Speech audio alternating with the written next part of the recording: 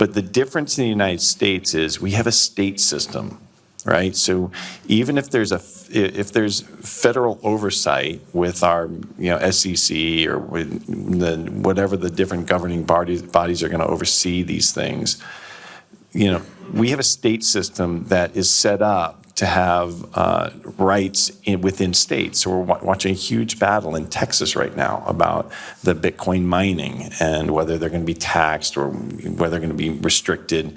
But you're also seeing people like Caitlin who are working so hard in Wyoming, trying to get Wyoming to be a Bitcoin-friendly area. So the difference in the United States is that I think it really starts from the states, and then it bubbles up to the federal level. Yeah, I mean, politics in the United States is just disgusting, like politics generally around the world. I mean, all I need to know is that Elizabeth Warren came to the Congress and she had no net worth, and today she's worth $60 million. How the fuck did that happen, right? I mean, and that's just complaining about the greedy bankers. Exactly, and that's just one example. There are tens of examples that are very similar to that, and so this system is hopelessly broken. Eventually, it's going to be so well ingrained in everybody's minds, and when it becomes a safe haven in these areas that need it so desperately, Lebanon and in Ghana and in Venezuela, it's taking hold. And so it starts grassroots up, and that's how it works. And eventually, they're just not going to have a choice. Larry, you also told me about a gold conference you went to, a gold bug conference, but everything's a bit different. I think you should explain that, because I thought that was super interesting. I'm not sure what part of it. I was at the Zurich Gold Conference earlier this week, and a couple of questions have been asked a lot of me. I think it'll be interesting. I go to a lot of gold conferences. I speak a lot of gold conferences. I'm a gold guy. I believe in gold.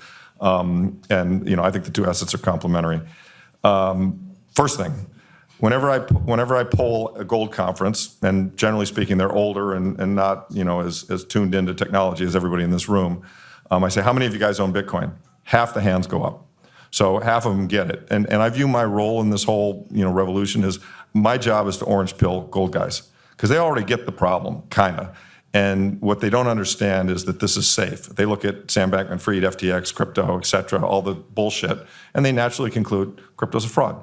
I mean, without doing the work to really understand that what's been created here is immutable digital security that cannot be tampered with. And they don't understand that. I mean, it is digital gold. It's got better properties than gold. Once they come to understand that, then I think, okay, I got to hedge my bets. I'll have some of each. And then ultimately, I have friends who are total gold bugs who now have zero gold, and they're mad at me because they say, hey, there can only be one. Why don't you just have the one? And I say, because I don't like having 70% drawdowns on all of my net worth.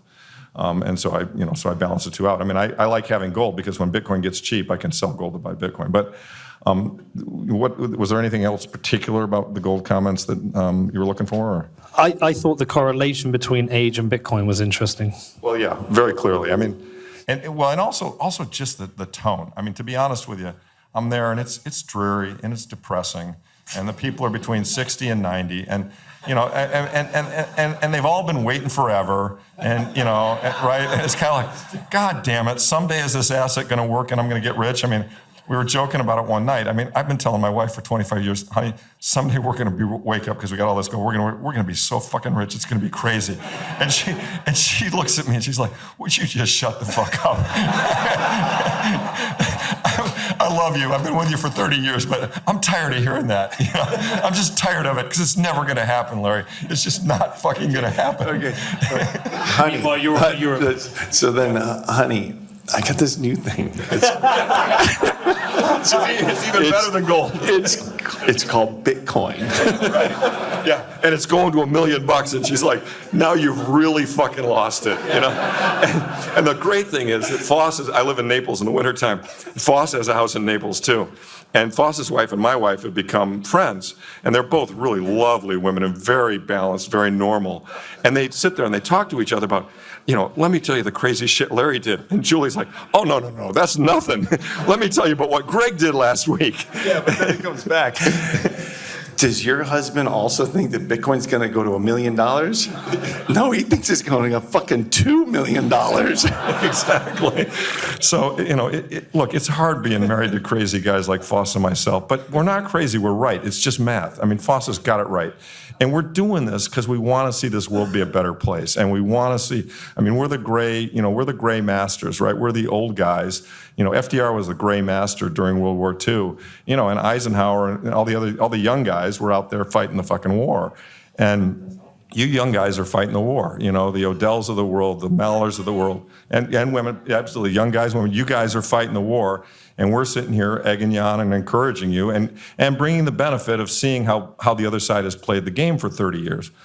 One thing is sure, they've got a ton of privilege, they've got all the money, they control the media outlets, all this shit, and they don't play by the rules. It's brutal the way they break the rules. Black letter law, they should have basically had to shut down Silicon Valley Bank. Dodd-Frank said all the depositors take a haircut, they lose money because they're in a stupid bank that did a stupid thing, right? Of course, that happened.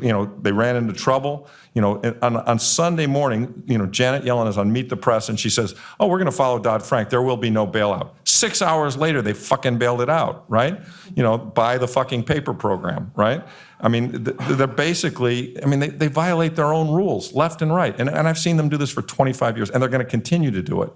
But the fact of the matter is, when Bitcoin goes through 100, and then when Bitcoin goes through 1 million, and more people, are like the people in this room. I was at a Bitcoin conference in 2016, and there were like 50 people there, right? And now I go all over the world, and there are thousands of Bitcoiners. And I walk up, here's a good story. I'm in the hotel at the Gold Show in Zurich 2 days ago, and some guy about my age walks up, and he starts looking at me, he says, "Are you Lawrence Lepard?" I said, "Yeah, hi, how are you? Nice to meet you." "Who are you?" He says, "Oh, I'm Joe Smith. I'm a captain for American Airlines. I just flew the 767 from Chicago to Zurich. I'm overnighting here at this hotel. Me and all my buddies, we're huge gold and Bitcoin guys, and we love watching your podcast. Do you know Foss? Oh yeah, I know Foss. He's like dropping all these names. You know Jeff Booth? Yeah, I've met Jeff Booth. This is a 60-year-old Chicago-based American or United Airlines captain, right? The word is spreading. These, people are getting it.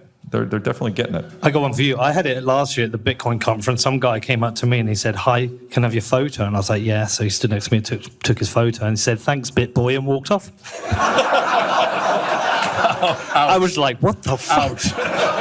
That's rough. That was rough. That must have hurt. That hurt bad.